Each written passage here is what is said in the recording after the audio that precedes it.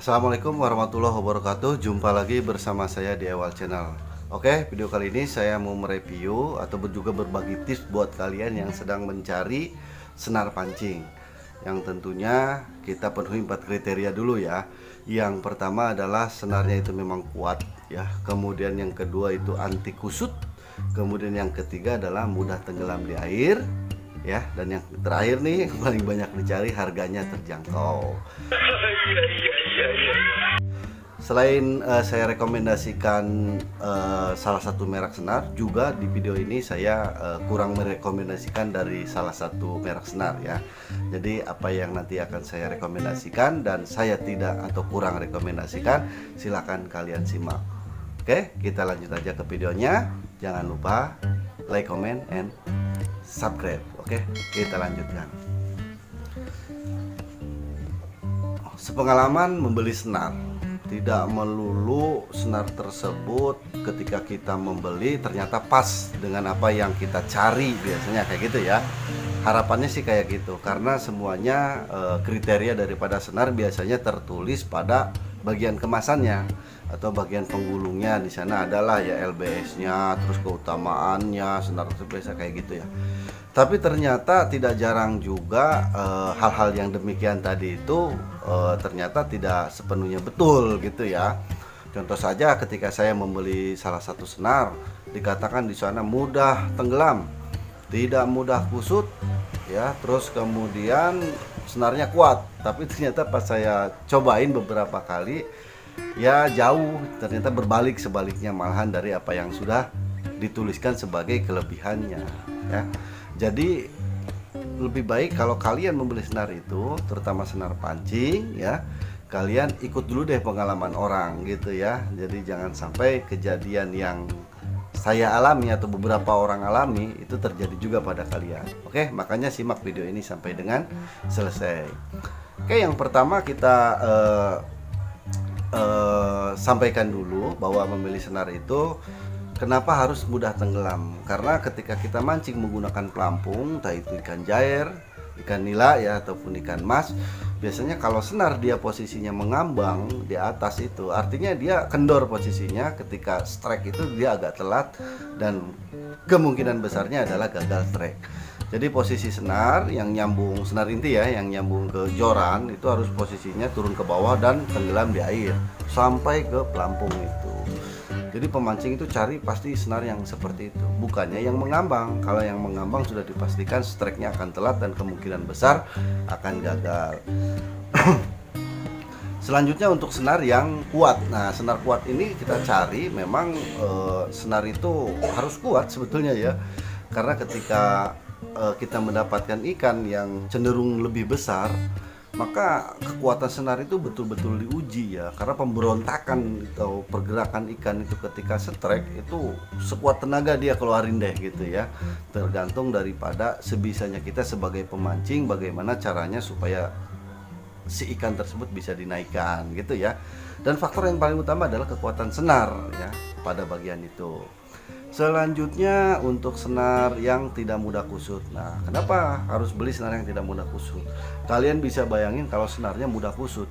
Ketika kalian strike, lagi asik-asiknya strike, ternyata pas diangkat ikannya mau kita pasang umpan lagi ngegulung. Entah itu di joran, entah itu di reel gitu ya.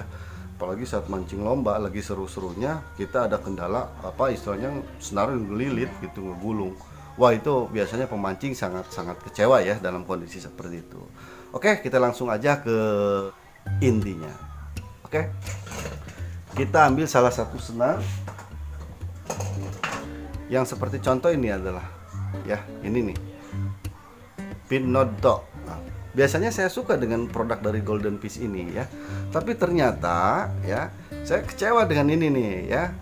Yang pertama adalah dari senarnya itu sendiri, ternyata dia terlalu lembek ya, terlalu lembek.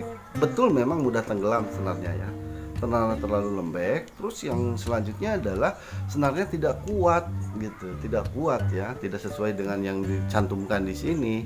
Ini pengalaman saya ya. Di sini kan bobotnya 5 kg dengan LBS 10 ya, panjangnya 100 meter.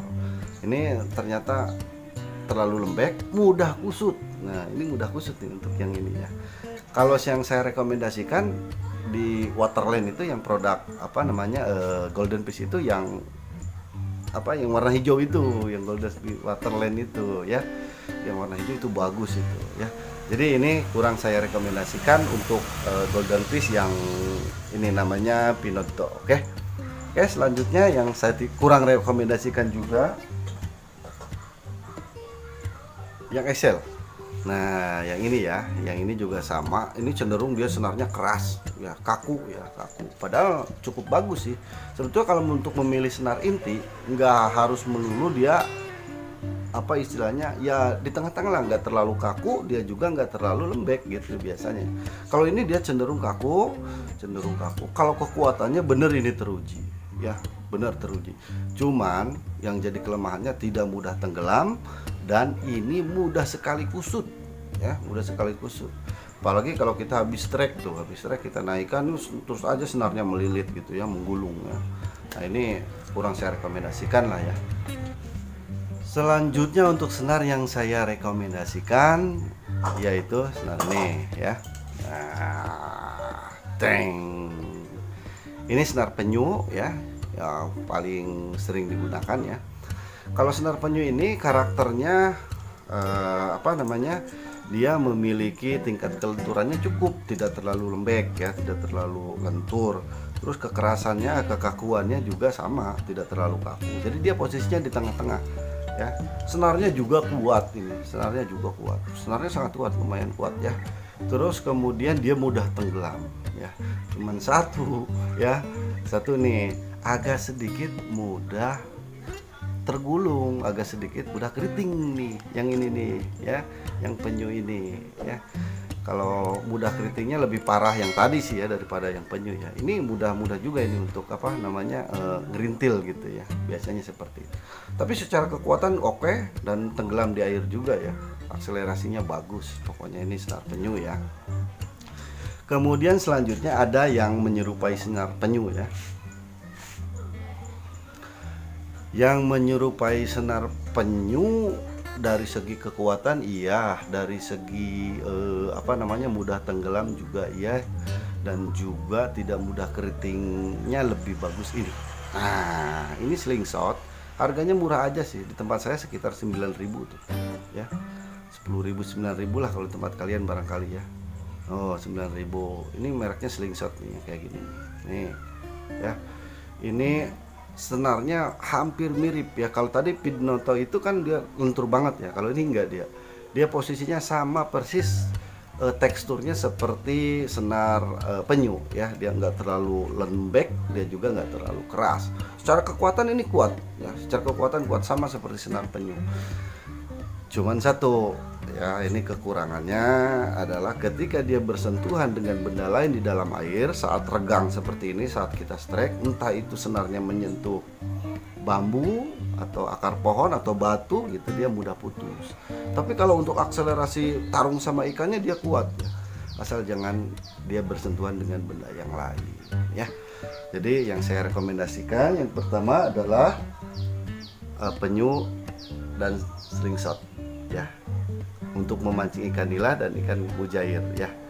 Biasanya yang kalian cari kan yang ukuran kecil ya, yang di bawah 0,25, 0,24, 0,23 sampai 0,22 biasanya kalian jadikan senar inti kayak gitu ya. Isinya ya satu, nggak ribet. Kalau senar gede juga ikan malah takut, biasanya seperti itu. Itu untuk kalau mancing ikan mas ya. Dan saya rekomendasikan beli yang bening ya, yang beningnya ya, antara slingshot ini dengan senar penyu. Oke, itu aja review dan penjelasan dari saya, mudah-mudahan bermanfaat. Mohon maaf bila ada kekurangan atau tidak kesesuaian, tergantung dari pilihan kalian. Terima kasih sudah menyimak video ini sampai dengan selesai. Assalamualaikum warahmatullahi wabarakatuh.